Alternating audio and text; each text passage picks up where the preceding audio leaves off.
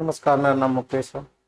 आपका इस online class में स्वागत है। हमारे एलसीएम एचसीएफ की क्लास चल रही थी। ये अपना 37 वाला क्वेश्चन था। इससे पहले 36 वाला क्वेश्चन कर चुके थे। 37 वाले क्वेश्चन को ध्यान से पढ़ो, बोर्ड पर जो लिखा हुआ है। तो पहले तो क्वेश्चन समझ में आना चाहिए, सॉल्यूशन से बात की बात है। तो सबसे पहले देखना, छात्रों की अधिकतम संख्या ज्ञात करना है। क्या पूछा है? Maximum, find out the maximum student number, संख्या क्या अपना number of student, maximum number of student ज्ञात करना है। जिनके बीच में, इनके बीच में क्या है, 1001 तो कलम है, पेन है। कितनी दी हुई है? 1001 कलम दी हुई है और 910 कितनी पेंसिलें दी है।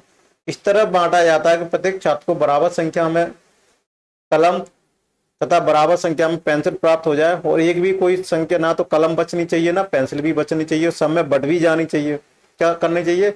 यानी जो पेन है और पेंसिल है वो सब में बटनी है, लेकिन बराबर बराबर संख्याओं में बांटनी है। ऐसे कितने स्टूडेंट अपन लें, इतने कितने छात्रों की आवश्यकता होगी? तो 101 को क्या करेंगे, 1001 कलम पेन दिए हुए हैं और 910 पेंसिलें दी हुई हैं। दोनों क्या करेंगे, स्टूडेंटों को बराबर बराबर संख्याओं में बांटनी है। कि वो पेंसिल बचनी भी नहीं चाहिए। बराबर से मतलब सारी चीजें बट जाना चाहिए, बचनी नहीं चाहिए। तो क्या ज्ञात करेंगे? एचसीएफ ज्ञात करेंगे। क्या करेंगे? एचसीएफ ज्ञात करना है। एचसीएफ ज्ञात करना है कितना? 1001 का और कितना दिया है? 910 का। जब इसका एचसीएफ डिफरेंस मेथड से करेंगे तो डिफरेंस मेथड कितना आएगा? 91 आ जाएगा। 91 क्या होगा? या तो इसका एचसीएफ होगा या इसका गुणनखंड होगा। तो देखो, उसका गुणनखंड 91 से इसमें डिवाइड करेंगे तो इसमें 11 बार भाग चला जाएगा, इसमें 10 बार चला जाएगा। ठीक है, इसमें 10 बार चला जाएगा इसमें, तो 91 क्या हो जाएगा? एचसीएफ हो जाएगा। या अपन कहेंगे मैक्सिमम स्टूडेंट कितने हो जाएंगे? मैक्सिमम स्टूडेंट कितने वन हो जाएंगे? मैक्सिमम स्टूडेंट हो जाएंगे 91। कितने हो जाएंगे? मैक्सिमम स्टूडेंट 91 हो जाएंगे। और 91 को कितने प्राप्त होंगे? 91 को क्या हो जाएंगे? 11 तो कलम, क्या पूछी हुई है? कलम प्राप्त हो, क्या हो जाएगी? कलम 91 बच्चे हैं। ठीक है, प्रत्येक बच्चे को 91 क्या है? मैक्सिमम स्टूडेंट है। तो यहां कहेंगे प्रत्येक बच्चे को, प्रत्येक बच्चे यानी स्टूडेंट, यहाँ बच्चे का मतलब है विद्यार्थी।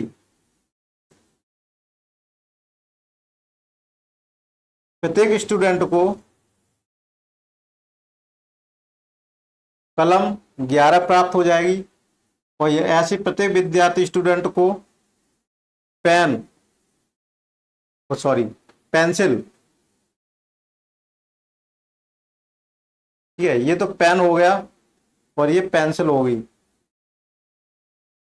ठीक है, पेन पेंसिल में अंतर समझते होगे। पेंसिल काट की होती है, पेन इंक वाला होता है। ये क्या हो जाएगी? प्रत्येक बच्चे को पेंसिल तो 10 प्राप्त मिलेंगी, बटेंगी, और ये 11 कलम प्राप्त हो जाएगी। और मैक्सिमम स्टूडेंट कितने होंगे? 91 हो जाएगा। तो 91 वाला अपना क्या हो जाएगा? ऑप्शन आंसर हो जाएगा कि स्टूडेंट ये हो जाएगा। और अगर क्वेश्चन में ये पूछा जाए कितने कितने प्राप्त हो जाएंगे प्रत्येक स्टूडेंट को, 11 पेन प्राप्त होंगे, 10 पेंसिलें प्राप्त हो जाएंगी। तो इस तरीके से ये क्वेश्चन करना था। 37 वाला क्वेश्चन था।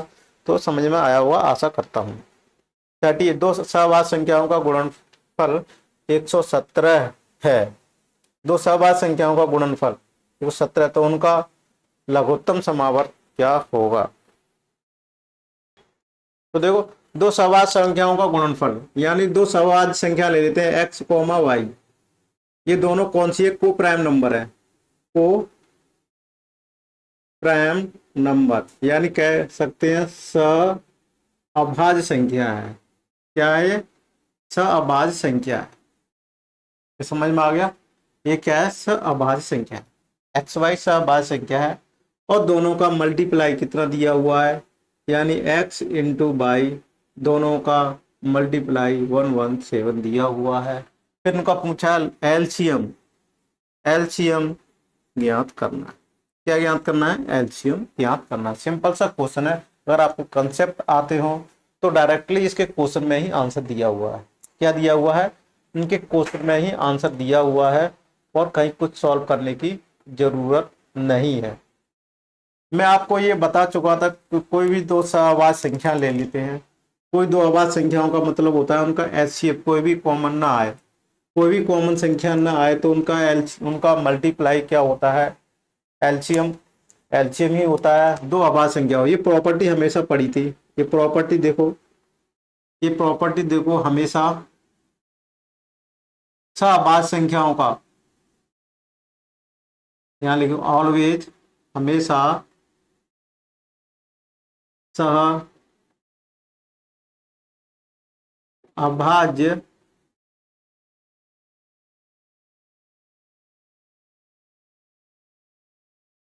संख्याओं का, हमेशा सअभाज्य संख्याओं का एलसीएम उन दोनों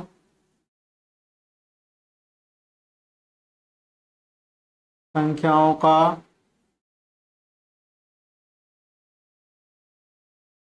गुणनफल होता है। ये मैं प्रॉपर्टी लिखा चुका था, फिर लिखेंगे हमेशा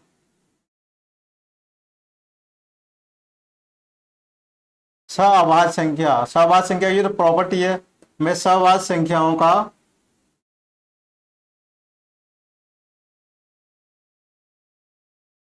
एचसीएफ एक होता है। कितना होता है? एचसीएफ एक होता है। ठीक है, एचसीएफ हमेशा दोनों सअभाज्य संख्या कब कहलाएंगी? जब उनका एचसीएफ एक होगा, या कह सकते हैं दो भाज्य संख्या है, एचसीएफ एक होता है, और दो हमेशा सअभाज्य संख्याओं का एलसीएम उन दोनों संख्याओं का गुणनफल होता है। तो हमेशा जैसे मैं सोचूं एक्स और कॉमा वाई, ये सअभाज्य संख्या है, को प्राइम नंबर है, को प्राइम नंबर है, सअभाज्य संख्या है, सअभाज्य संख्या है। अगर इसका एलसीएम ज्ञात करें, एलसीएम ज्ञात करें तो एक्स इंटू वाई होगा, और एचसीएफ अगर इसका ज्ञात करें तो एचसीएफ हमेशा एक होगा। ये हमेशा याद रखना है। तो यहाँ से आप क्वेश्चन को अपने आप पढ़ लो कि दो सअभाज्य संख्या उनका गुणनफल 117 दिया हुआ है, तो हमेशा यही क्या होगा? एलसीएम होगा। क्या होगा? यही एलसीएम होगा, और ये जो दिया हुआ 17, यही अपना क्या हो जाएगा? आंसर हो जाएगा। समझ में आया? यही क्या हो जाएगा? अपना आंसर हो जाएगा। 39 देखो, 39 और इस टाइप के तो क्वेश्चन बहुत सारे हो चुके थे, इसको आप कर लेना, नहीं चाहे तो आप मैं भी करा सकता हूँ अभी। लसा क्या है? एल सी एम भिन्नों का, तो सबसे अंश का देख लेते हैं, 2,4,5। इसका क्या निकालेंगे? एलसीएम। इसका एलसीएम निकालना होता है, उसको अंश में ले लेते हैं, ये क्या हो जाएगा? अंश हो जाएगा, और ये हर हो जाएगा। हर में क्या दिया हुआ है? 3,9,6। इसका क्या निकालेंगे? एचसीएफ। ये हर वाली संख्या हो जाएगी। अब यहाँ से सब सॉल्व करोगे, एलसीएम क्या होगा? यहाँ से 2 की पावर 2, इसको ऐसे लिख सकते हैं, मैक्सिमम पावर 2 की 2 पावर ले लेते हैं, और इंटू 5 ले लेते हैं, बटे। अब यहाँ से देखो 3 की पावर 2, 3 की पावर 1, और 3 इंटू 2 लिख सकते हैं, सबसे कम पावर वाली लेते हैं, तो यहाँ से 3 आ जाएगा। जब उसको सॉल्व करेंगे, 4 4 पंजे 20, 20 बटे 3 क्या आ जाएगा? एलसीएम आ जाएगा। तो ये अपना आंसर होगा। और 20 बटे 3 कौन सा ऑप्शन दिया हुआ है? दूसरा वाला ऑप्शन दिया हुआ है। तो यहाँ आशा करता हूँ आपको ये क्वेश्चन समझ में आया होगा। अब 40 वाला क्वेश्चन समझ लेते हैं। अच्छा क्वेश्चन है, देखो ये सिंपल सा क्वेश्चन दिया हुआ है। मैं ये कहूँ कोई संख्या अनुपात में दी हुई है, कोई संख्या अनुपात में दी हुई है, और उनका एचसीएफ दिया हुआ है, उनका एचसीएफ दिया हुआ है जेड। मैं ये कहूँ कोई संख्या का अनुपात दिया है 2:3, और उसका एचसीएफ दिया हुआ है, कितना दिया हुआ है? 6 मान के चलो, 6 मान के चलो। तो संख्या कैसे ज्ञात करते थे अपन को? 2 में इसका मल्टीप्लाई कर देंगे, इसमें इसका मल्टीप्लाई 2। ठीक है, एचसीएफ का मतलब होता है 2 इंटू 6 12, और 3 इंटू 6 18। ये दो संख्या आ जाएंगी। क्या आ जाएंगी? दो संख्याएं आ जाएंगी, दो संख्याएं प्राप्त हो जाएंगी। अगर दो संख्याएं प्राप्त हो गई तो उनका 12,18 का एलसीएम ज्ञात कर सकते हैं। एलसीएम ज्ञात करोगे दोनों का तो 6 तो कॉमन ही आ गया। क्या बचा? 2 इंटू 3, क्या बचा? 2 इंटू, तो इतना क्या आ जाएगा? एलसीएम आ जाएगा। क्या आ जाएगा? एलसीएम आ गया ये। तो क्या अपन इस ये यहाँ पर अपन ने ये सब चीजें की समझी। क्या किया, अगर कोई संख्या अनुपात में दी है और एचसीएफ का मान दिया हुआ है तो हमेशा डायरेक्ट एचसीएफ का इस अनुपात में गुणा कर देंगे तो वो दो संख्याएं प्राप्त हो जाती। दो संख्या प्राप्त हो गई तो ये एलसीएम ज्ञात हो गया, यानी 3×4=36 यानी प्राप्त हो गई। यहाँ से क्या कंक्लूजन निकला कि देखो दो का इसमें गुणा करने 12 आ गया, दो 6 यहाँ पर कॉमन मिल रहा है, 6 यानी एचसीएफ तो कॉमन मिल रहा है। और जो जो कोप्राइम यानी सहभाज्य संख्या है, ये कौन सी हो जाए, सहभाज्य संख्या है। सहभाज्य संख्या बचती है, जो ब्रैकेट में बचेंगी कौन सी बचेंगी, सहभाज्य संख्या। ये सहभाज्य संख्या बचेंगी अपनी 2, 3। यहाँ तक समझ में आ रहा है। इस फॉर्मूले को अगर यहाँ से कंसेप्ट को क्लियर किया जाए तो ये जब नंबर संख्या निकालेंगे तो संख्या n1 की कौन सी निकल आएगी, यहाँ से zx निकल आएगी, n2 संख्या क्या निकल आएगी, zy निकल आएगी। अगर एलसीएम ज्ञात करेंगे, एलसीएम ज्ञात करेंगे दोनों संख्याओं का, किसका, n1 n2 का एलसीएम ज्ञात करेंगे तो अपन यहाँ से क्या करेंगे, zx, ठीक है, zx इंटू एलसीएम ज्ञात करना है ना, zx इंटू क्या आएगा, zy आएगा। इन दोनों का एलसीएम ज्ञात करना है तो z तो यहाँ से कॉमन ले लेते हैं, x, y बचा हुआ है तो ये एलसीएम इस तरीके से निकल आएगा। z तो एक कॉमन आ गया, क्या करते हैं अपन, इसी तो करते हैं, कॉमन अलग से निकाल लेते हैं। फिर जब इसको करेंगे तो यहाँ पर मल्टीप्लाई कर देते हैं, क्या कर देते हैं, मल्टीप्लाई कर देते हैं तो यहाँ से क्या आ जाएगा, x इंटू वाई z, ये एलसीएम आ जाएगा। क्या आ जाएगा, दो संख्या है अपन ने ये ले ली, दोनों संख्याओं का अगर क्या निकालना है अपन को, एलसीएम निकालना है, दोनों संख्याओं का एलसीएम निकालना है, जेड कौन है तो x इंटू वाई क्या हो जाएगा, ये हो जाएगा। तो यही अपना आंसर हो जाएगा। यहाँ तक कोई दिक्कत है तो बताइए। चलते हैं अगले प्रश्न की तरफ। अगला प्रश्न है घंटी वाला ही है।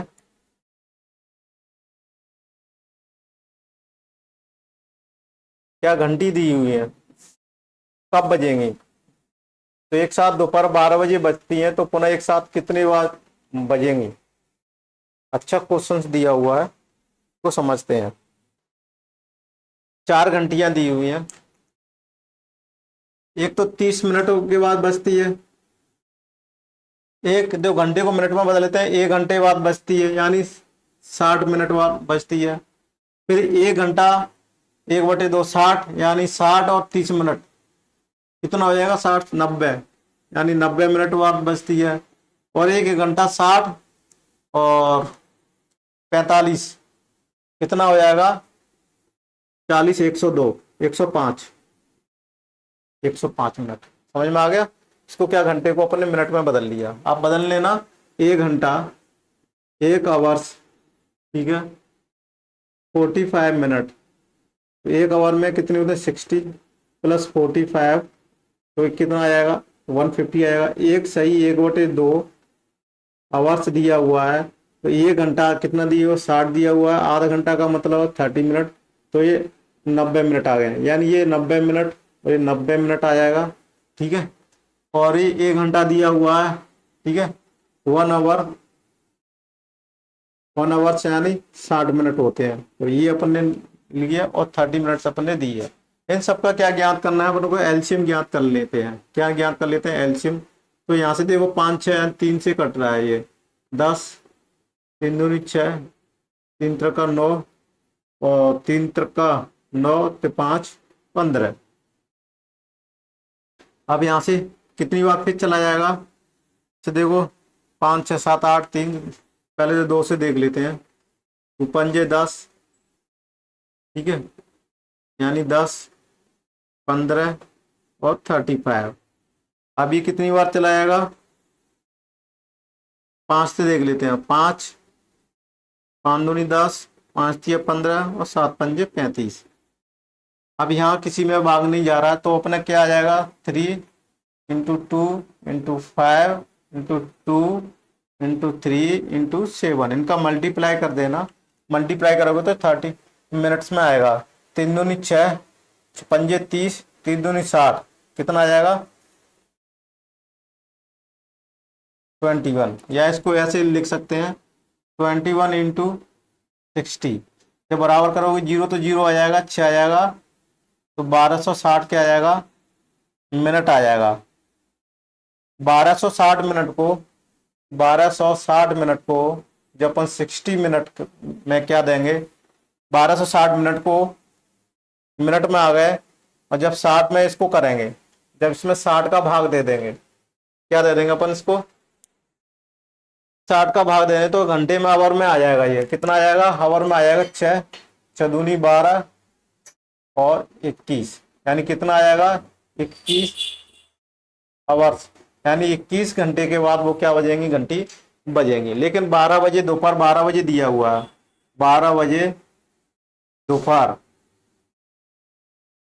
दोपहर दिया हुआ है, बजती है। उसके बाद कितनी बार देर बजती है, 12 बजे तो बजती है, तो दोपहर 12 बजे में बजी है, तो वो पुनः एक साथ कब बजेंगी, 12 बजे तो बज चुकी है, फिर दोबारा पुनः कितनी बार बजेंगी, फिर दोबारा कब कितनी बार, तो देखो ये बजेंगी कितनी, तो इसमें कितनी है 21, 12 से लगा के जब अपन 3 और जोड़ देंगे, पर 21 22 23 24 तो 3, यानी इसमें क्या कम कर देंगे 9, क्या हो जाएगा इसमें, तो कौन सा आ जाएगा अपना आंसर आ जाएगा, देखो दोपहर के 12 बजे हो गया, दोपहर के 12 बजे से जब अपन ने दोपहर के 12 बजे बज गए, दोपहर के 12 बजे से फिर क्या बजोगे, रात के 12 बजे बजेंगे, दोपहर के 12 बजे से दोपहर के 12 बजे बजेंगे, तो फिर कितना बजेगा, ये 12 इसमें से कैंसिल हो जाएगा, यानी 21 में से क्या कर देंगे 12 माइनस कर देंगे, तो यहाँ से कितना बचेगा 9 बचेगा, कितना बचेगा 9 बचेगा।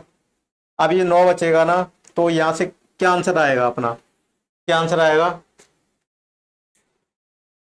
तो कितने बजे ये घंटी बजेंगी अपनी, तो कितने बजे बजेंगी, दोपहर 12 बजे से, जब दोपहर के 12 बजे बज गए तो रात को 12 बजे बजेंगे, तो 12 घंटे हो गए, फिर क्या सुबह के 9 बजे, तो ये कितना आ जाएगा 12, यानी जब 12 में से 12 घंटे और जोड़ देंगे तो ये क्या आ जाएगा, रात को चले जाएंगे 24 बज जाएंगे, फिर उसके बाद कितना आ जाएगा 12, फिर 9 बजे बजेंगे, तो ये अपन ये कह सकते हैं 21 आवर अगर इसमें जो ऐड करेंगे, तो इसमें क्या आ जाएगा अपना 9 बजे, 9 बजे, और ये कितने होंगे सुबह के, मॉर्निंग यानी सुबह मॉर्निंग 9 बजे, फिर पुनः ये दोबारा से क्या करेंगी बजेंगी, ठीक है, यानी ये कह सकते हैं 9 AM, 9 AM ये आंसर आ जाएगा अपना। समझ में आ रहा, 41 वाला क्वेश्चन था अपना, 41 वाला क्वेश्चन था। आप 42 वाला 5 अंकों की बड़ी से बड़ी संख्या ज्ञात करो जो 463 से पूर्णतः विभक्त हो जाए। देखो ये क्वेश्चन बचा हुआ 42 वाला, 5 अंकों की बड़ी से बड़ी संख्या ज्ञात करो जो 463 से पूर्णतः विभक्त हो जाए। तो देखो इस टाइप के तो अब नंबर सिस्टम में वो करा चुका था ये क्वेश्चन के, 463 में 5 अंकों की बड़ी से बड़ी संख्या ले लेना, ठीक है, 5 अंकों की बड़ी से बड़ी संख्या ले लेना, फिर उसमें 463 से पूर्णतः विभक्त हो जाए, 463 का क्या कर देना भाग दे देना, भाग के बाद जो क्या करना है उसका जो शेषफल बचेगा, रिमाइंडर बचेगा, रिमाइंडर को उसमें से मेन संख्या में से माइनस कर देना, क्या कर देना माइनस कर देना, जो संख्या बचेगी वो संख्या क्या होगी 463 से पूर्णतः विभक्त हो जाएगी। बड़ी से बड़ी संख्या ज्ञात करना है, ठीक है ना। अगर छोटी से छोटी संख्या ज्ञात करनी थी तो क्या करना था, उसका जो अपन भाजक बोलते हैं, डिवाइजर बोलते हैं, और जो रिमाइंडर उसका अंतर ज्ञात कर लेते, और उसके अंतर को क्या कर लेते, इसमें से उसमें क्या कर देते हैं 9,999 में से माइनस कर देते, तो वो क्या आ जाएगा संख्या आ जाएगी 463 से विभक्त हो जाएगा। तो इस तरह के नंबर सिस्टम में मैं करा चुका था, इस कराने की जरूरत नहीं, मैं नंबर सिस्टम वाली क्लास आप देख लेना, ठीक है। अब 43 वाला देख रहे 3 संख्याएं 1:2:3 के अनुपात में तथा इनका महत्तम समय 12, ये संख्या क्या होंगी। देखो तो ये सिंपल सा क्वेश्चन है, ये मैं बता चुका था अभी इस क्वेश्चन में, अभी जो क्वेश्चन करा रहा था ना अनुपात वाला XYZ वाला, वो दिया था ना X अनुपात Y दिया है, SCF क्या दिया हुआ था Z दिया हुआ, तो इसका इसमें मल्टीप्लाई कर देते हैं, क्या करते हैं मल्टीप्लाई, यानी ZX इंटू ZY क्या थी वो संख्या ज्ञात की, ये संख्या ज्ञात प्राप्त हो जाएंगी, क्या प्राप्त हो जाएंगी संख्या प्राप्त हो जाएंगी। उसी के अकॉर्डिंग यहाँ क्या दिया हुआ 1:2:1:1:2:3 दिया हुआ नहीं, 1:2:3 दिया हुआ है, 1:3 दिया हुआ है, रेशियो वाला ये निशान दिया हुआ, और क्या दिया हुआ SCF दिया हुआ है, SCF कितना दिया हुआ है SCF 12 दिया हुआ है। तो इनको तीनों का क्या कर देते हैं इसमें मल्टीप्लाई कर देते हैं, ठीक है, क्या कर देते हैं मल्टीप्लाई कर देना किसका SCF का, SCF बराबर 12 दिया हुआ है, इसमें इसमें और इसमें कितने का दिया है, 12 का गुणा करना है। देखो 12 आ जाएगा, 12 24 आएगा, 12 3 36 आ जाएगा। तो यही क्या हो जाएगी, अपनी संख्याएं हो जाएंगी। यही क्या हो जाएंगी, अपनी संख्या हो जाएंगी। सिंपल सा क्वेश्चन था 43 वाला। अब देख लेते हैं, ये भी सिंपल है 42 वाला।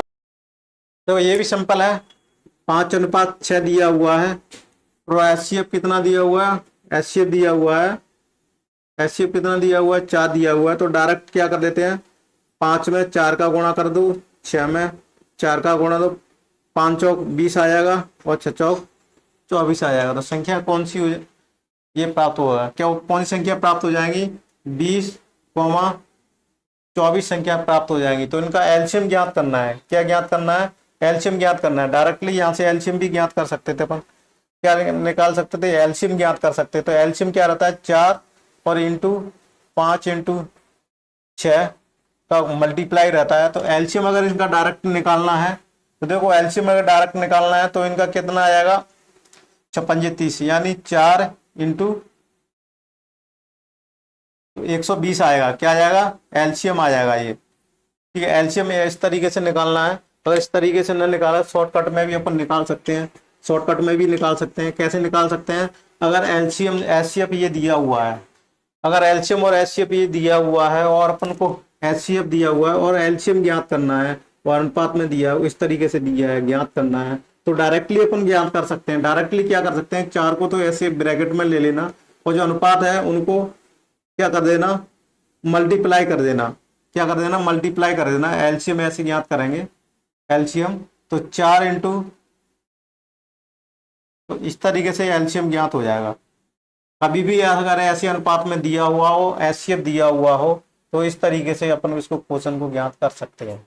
ठीक है, इसमें डायरेक्ट, अगर इसमें देखो 5:6 दिया हुआ हो, अगर इसमें क्या कर देंगे, 4 का मल्टीप्लाई कर देंगे और इसको अनुपात को हटा के ऐसा कर देंगे, तो ये एलसीएम निकल आएगा। क्या निकल आएगा, एलसीएम निकल आएगा। ठीक है, तो एलसीएम निकल आएगा। इस तरीके से एलसीएम भी ज्ञात कर सकते हैं।